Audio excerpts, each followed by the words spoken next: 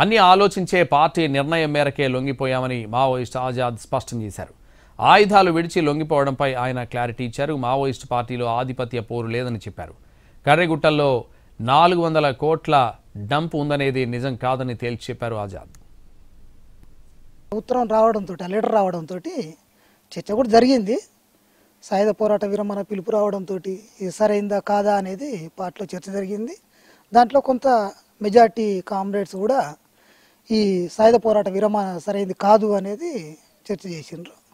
దాంట్లో భాగంగా అప్పుడున్న దాంట్లో సాయుధ పోరాటాన్ని కొనసాగించాలనే వాళ్ళు స్టేట్మెంట్ కూడా ఇచ్చిండ్రు. కంచెల్లి తెలంగాణ నుంచి కూడా ఆ స్టేట్మెంట్ ఇవ్వడం జరిగింది అప్పుడు దాన్ని. కాబట్టి అక్కడ ఉన్నటువంటి పరిస్థితుల లోపల ఇప్పుడు వేణుగోపాల్ అక్కడున్న పరిస్థితుల లోపల ఆయన నిర్ణయం తీసుకున్నాడు కాబట్టి వెళ్ళిపోవడం అనేది జరిగింది.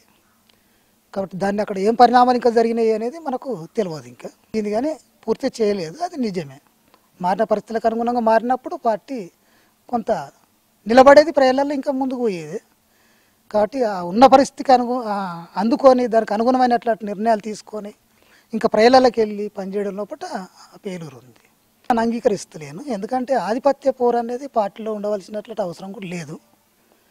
కాబట్టి అట్లాంటి సమస్య కూడా లేదు. ఎందుకంటే మనం పోయింది ప్రజల కోసం పనిచేద్దామని పోయినాం. అనుకున్నప్పుడు ఒకరి మీద ఒకరికి మనకు ఆధిపత్యం ఎందుకు? ఆ ఆధిపత్యం చేయవలసినటువంటి అవసరం కూడా లేదు. అట్లాంటిది నాకు ఎదురుగాలే ఎప్పుడు, అట్లాంటి దాన్ని నేను చూడలేదు కూడా. అంత పెద్ద డంప్ అయితే మావోయిస్ట్ పార్టీకి అక్కడ లేదు అనేది నేను అనుకుంటున్నాను. ఆయుధాలు ఒకప్పుడు పార్టీ కొనుగోలు చేసింది, ఇప్పుడైతేనేమో యుద్ధంలో సంపాదించుకున్నాయి. కొనుగోలు అయితే లేదు, మాకు స్వయంగా తయారు చేసుకునేవి ఉన్నాయి, తర్వాత యుద్ధంలో సంపాదించినవి ఉన్నాయి.